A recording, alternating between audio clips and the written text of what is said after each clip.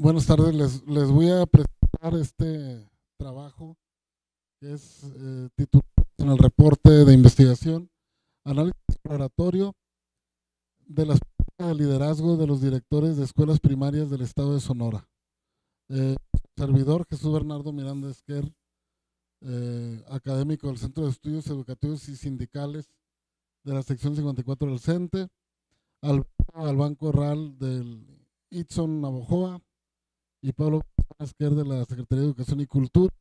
Presentamos este reporte del proyecto de investigación más amplio que es parte de mi tesis doctoral. Muy bien, quisiera que iniciáramos con la siguiente reflexión de Simon Bauman. La incertidumbre, causa principal de la inseguridad, es por lejos el más decisivo instrumento de poder. De hecho, es su propia sustancia, tal como lo enuncia Crozier, quienes están cerca de la fuente de incertidumbre son los que van a ejercer el dominio. Pensándolo desde la micropolítica de Boll, el líder que va a dominar va a ser que maneje la incertidumbre como algo que en el escenario actual está presente y nos da áreas de oportunidad más que amenazas. Muy bien, esa idea de liderazgo en la escuela actual. La escuela actual, su servidor, junto con algunos colegas de algunas universidades, pensamos que la escuela actual ha cambiado realmente poco en su organización interna, en su arquitectura. Entonces ocupamos hacer visiones de liderazgo que den cuenta de los que Pilar Posner planteaba el término de liderazgo en los siguientes, en la siguiente perspectiva, como aquellos procesos que orientan, que en cierta manera nos dan un rumbo en las acciones, en las acciones directivas al interior de los centros escolares, teniendo como ideal la excelencia, teniendo como ideal el aprendizaje organizacional, que algunos colegas de esta parte que están trabajando muy bien. Entonces, desde aquí el liderazgo implica desde el punto de vista de nosotros y de Pilar Post, mucha interlocución. Esto es, dialogar de manera permanente. Su servidor le ha llamado persuasión teórica, persuadir al colectivo, pero con fundamentación teórica, con fundamentación en los datos. Esto nos permitiría entonces pensar una escuela eh, eh, más horizontal, más pensada en red, democrática y con esquemas colaborativos.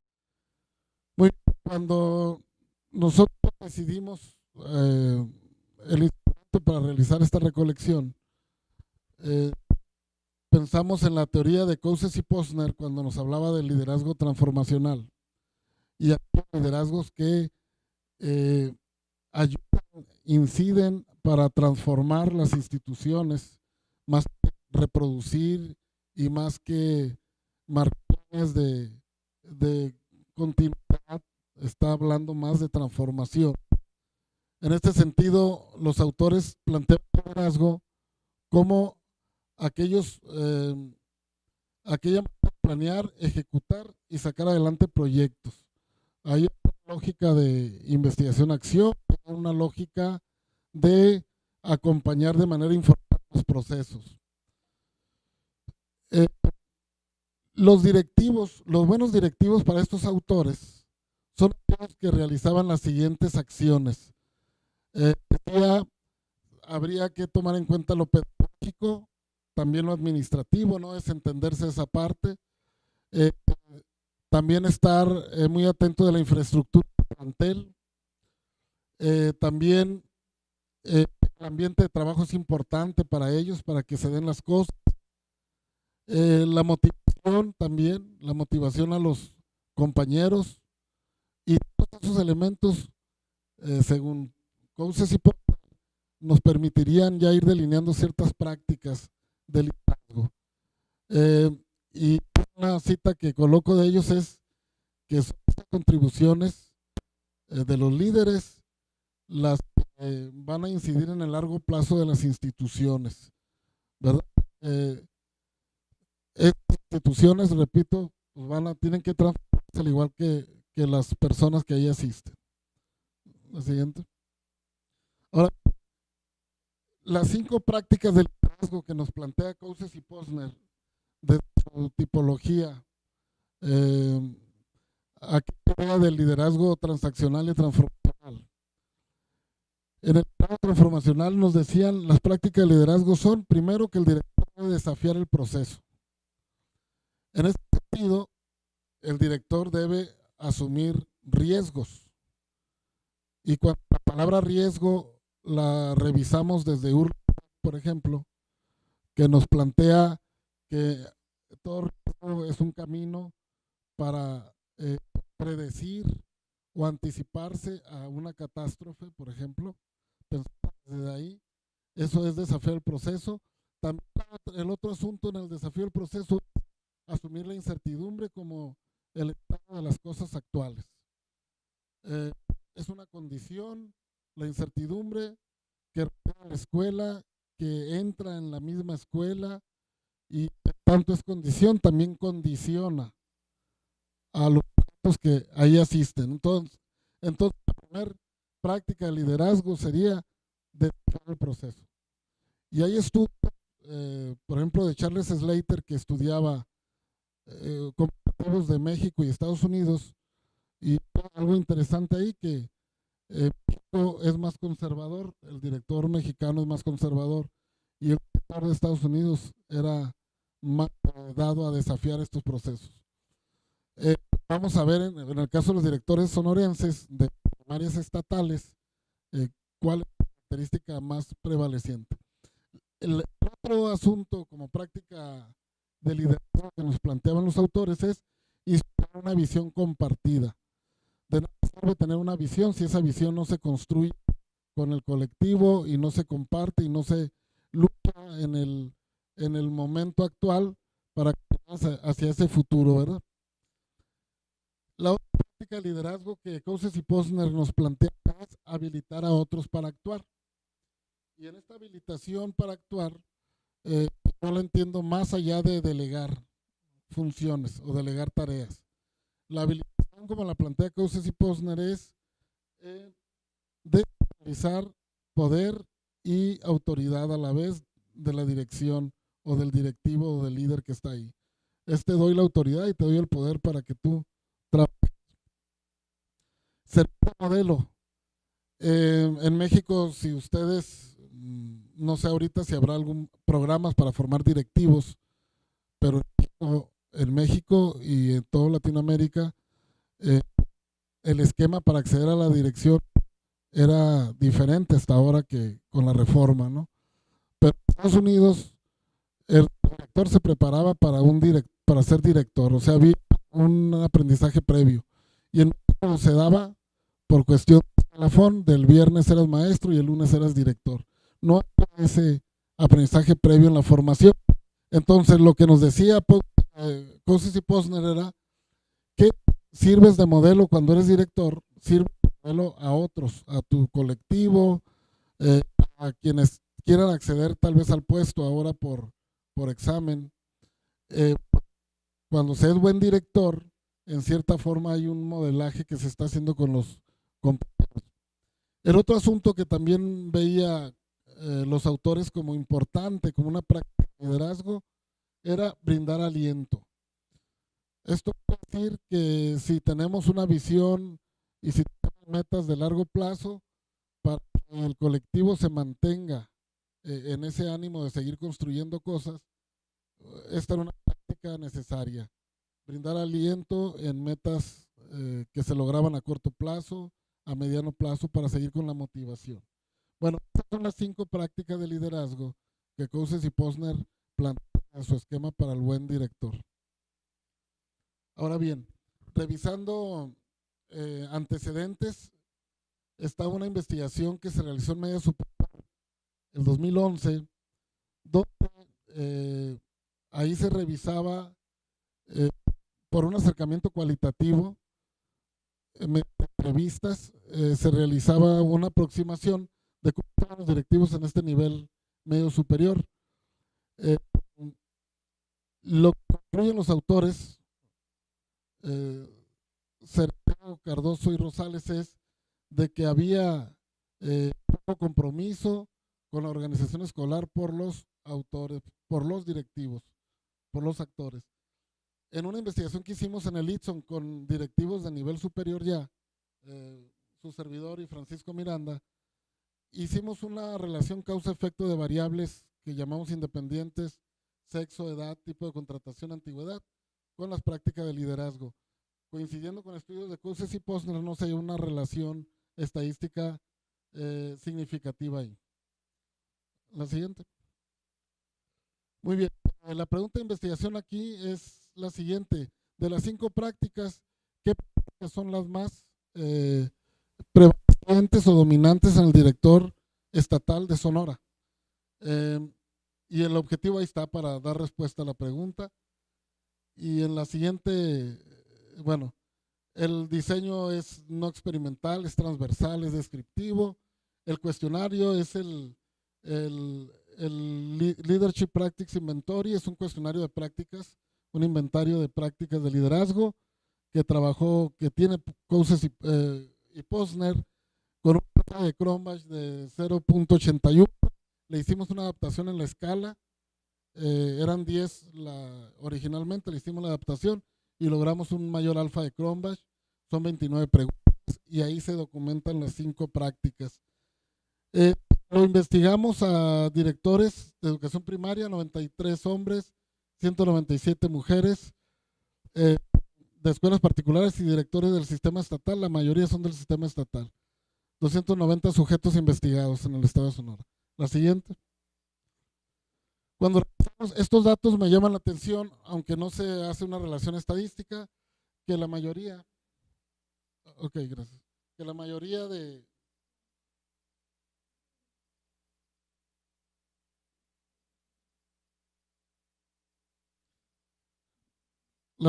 los directores están en los rangos de salida ya de la carrera, en servicio como profesores, de 20 a 30 años está 6 de cada 10 directores están en ese rango de salida.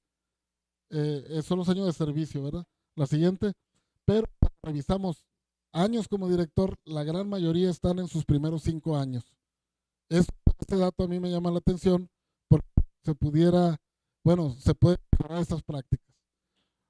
Aquí están las prácticas de cada uno, las 5 prácticas.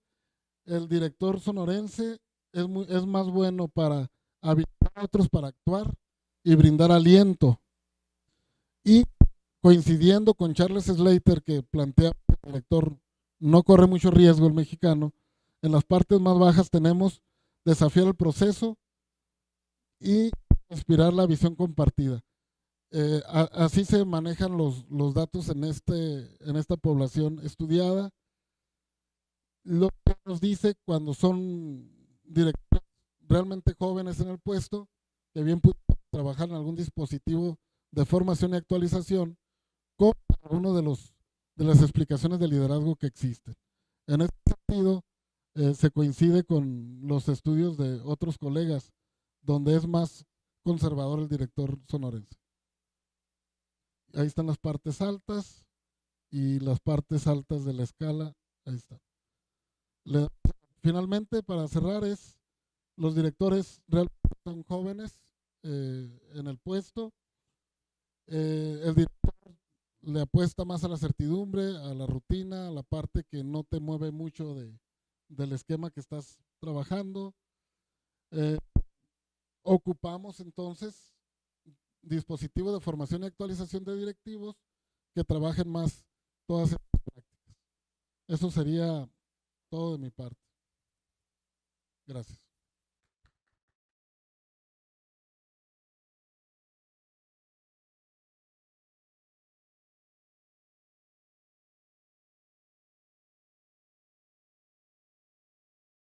por acompañarnos.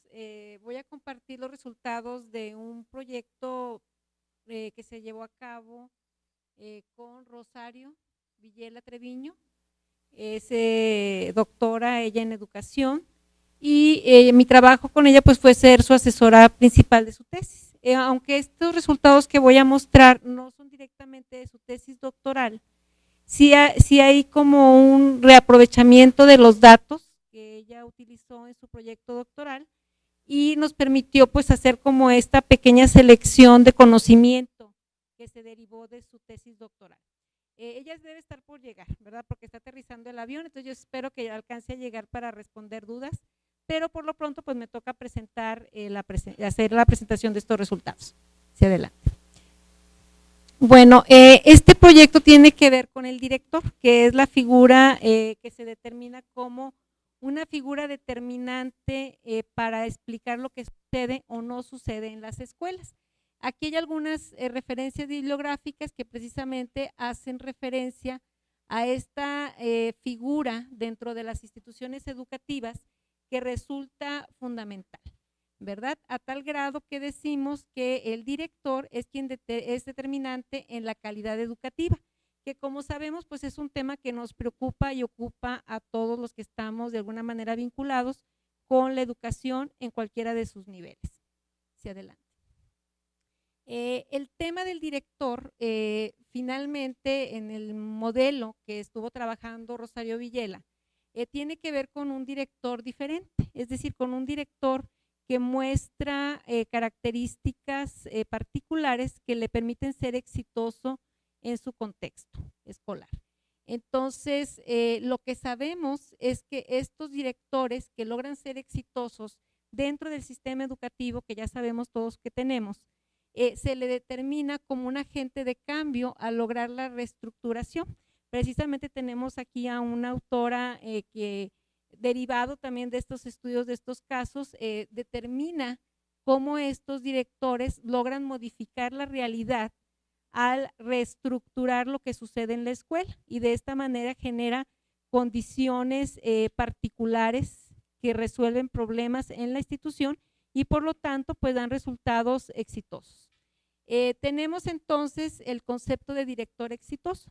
Para algunos autores pues resulta un concepto chocante porque pues aparentaría que es como cuando decimos es que esta persona es exitosa porque tiene mucho dinero y que decimos pues no significa el éxito tener mucho dinero. Pues igual podríamos pensar que en las escuelas, ¿qué significa ser una escuela exitosa? ¿Qué significa ser un director exitoso?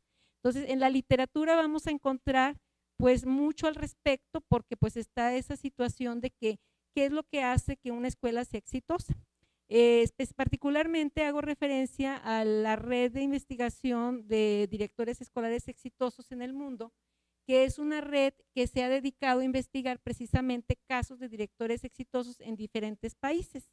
En esta red estamos pues más de 27 países y más de 40 instituciones educativas haciendo investigación sobre estos directores escolares exitosos. El mood de esta red es precisamente definir qué significa ser exitoso. Lo que se encontró a nivel internacional es que no hay una definición única de éxito, mientras que para nuestro país el éxito tiene que ver con una correlación con el desempeño académico de los alumnos. En otros países, por ejemplo, Bélgica, el éxito tiene que ver con prácticas de democracia dentro de la escuela. Y en otros países tiene que ver con el bienestar del niño. No preocupa si le va bien en matemáticas o no, pero el enfoque tiene que ver con esos otros parámetros. Lo que sí se aprendió en esta red es que precisamente, independientemente del modelo que tengamos para medir el éxito de una escuela, el rol del director es fundamental. Eso sí, ya no hay duda. Sabemos que el director tiene un factor importante ahí. Entonces, bajo toda esta dinámica de ideas, tenemos este concepto de director exitoso. En México documentamos 27 casos de directores exitosos en 8 ciudades del país, 3 del norte, 2 del centro y 3 del sur. Y precisamente definimos un perfil de director exitoso en nuestro país, que está disponible en la página de ispp.mx, por si alguien la quiere consultar ahí. También hay artículos al respecto. En este momento lo que les voy a mostrar tiene que ver con algo muy particular que se está estudiando, que son las prácticas de estos directores. Ya no estamos tan preocupados por el tema del perfil, o digamos que eso fue parte de la investigación internacional y que de eso se ha derivado instrumentos de evaluación de competencias de los directores, pero esto habla de un, digamos, subconjunto, podríamos pensar, de lo que se encontró en estos casos, que es algo que a mí en lo personal me gusta mucho porque ya no hablamos de algo como que etéreo ahí, que es un director exitoso, sino que decimos concretamente qué están haciendo estos directores en sus escuelas. O sea, independientemente de quiénes sean o cómo sean, qué está sucediendo en estas escuelas. Entonces, traemos a la mesa el concepto de prácticas, en donde según Wenger, que pues es un reconocido en esta área, de hecho se le considera pionero, él define que las prácticas son elaboraciones colectivas de conocimiento que hacen posible cumplir con los objetivos de las instituciones. Es decir, que las prácticas no es que sean cosas distintas a lo que podríamos pensar que podrían ser los procesos operativos de una institución o de una organización, pero estas tienen la denominación de que emergen de la comunidad, de la organización, en este caso de las instituciones educativas. Entonces, otro concepto que también va en ese mismo mood serían las mejores prácticas, que es un concepto más orientado a la parte industrial, ¿verdad? Y hay ciertas áreas de conocimiento donde ya están muy identificadas cuáles son las mejores prácticas, es decir, cosas que se hacen que sabemos que generan un resultado exitoso. Entonces, tenemos ya modelos muy estructurados, muy armados, en donde estas mejores prácticas, además de haber sido identificadas y documentadas, pues incluso se certifican las personas con estas prácticas. En el sistema educativo no llegamos a ese nivel todavía, entonces podríamos pensar que sería un ideal, ¿verdad? Hablar de las mejores prácticas. Sin embargo, lo pongo sobre la mesa porque esto nos permite hablar de resultados de nivel superior. Es decir, no estamos hablando de los procesos que me resuelven la parte operativa del día a día de una organización, de una institución, sino de algo que ya está probado, que funciona y que da un resultado superior. En este mismo mood hablamos ya de un concepto que serían las prácticas exitosas. Marcelina Martínez, que también fue mi tesista, pero ella de maestría, estuvo haciendo investigación sobre lo que serían las prácticas exitosas, particularmente en las escuelas. Entonces, ella encontró que las prácticas que son adoptadas por una o varios individuos para resolver problemas o aprovechar oportunidades y de esta forma alcanzar los objetivos institucionales se le denominaban prácticas exitosas. Es decir, no llegamos a la mejor práctica, pero sí hablamos de prácticas que generan un resultado exitoso. Hacia adelante. Bueno, entonces, ¿qué es lo que nos propusimos investigar Rosario y yo? Pues el definir cuáles eran las prácticas de los directores escolares que ya sabíamos que eran exitosos, porque fueron documentados sus casos en este proyecto internacional que les comento, de tal forma que se hiciera evidente la forma en que estos directores lograban ese desempeño sobresaliente. En pocas palabras, nos fuimos a ver el cómo le hace el director para dar estos resultados. Y le denominamos prácticas porque ya sabemos que una práctica pues habla de un conjunto de acciones que se llevan a cabo y que es una actividad que emerge en la comunidad. Hacia adelante. Entonces, ¿cuál fue el método que aplicamos? Les recuerdo que estamos hablando de un subconjunto de ese proyecto que se llevó a cabo aquí en México. Seleccionamos solamente 8 casos de los que teníamos disponibles para tener una representación de uno en cada una de las ciudades que participaron en el proyecto. Buscamos esa representatividad también de que fueran 4 hombres, 4 mujeres, de este subgrupo 54 años de edad promedio, por aquello que usted nos comentaba de que el director que llegaba antes, y bueno, que muchos de los que están ahí pues llegan por escalafón y pues estamos hablando de que ya son personas con trayectoria, ¿no? Entonces, estos directores tenían 15 años de experiencia en el puesto y en la escuela en donde estábamos llevando a cabo la documentación tenían 6 años de promedio en ese puesto. Se hizo un estudio de casos múltiples, del que ya les comentaba, se entrevistaron a los directores, 3 entrevistas se llevó a cabo para el director, se entrevistaron padres de familia, profesores, alumnos y se realizó una encuesta. ¿Qué fue lo que se hizo? Bueno, se identificaron categorías se encontraron 287 referencias a prácticas, es decir, cosas que hacía el director.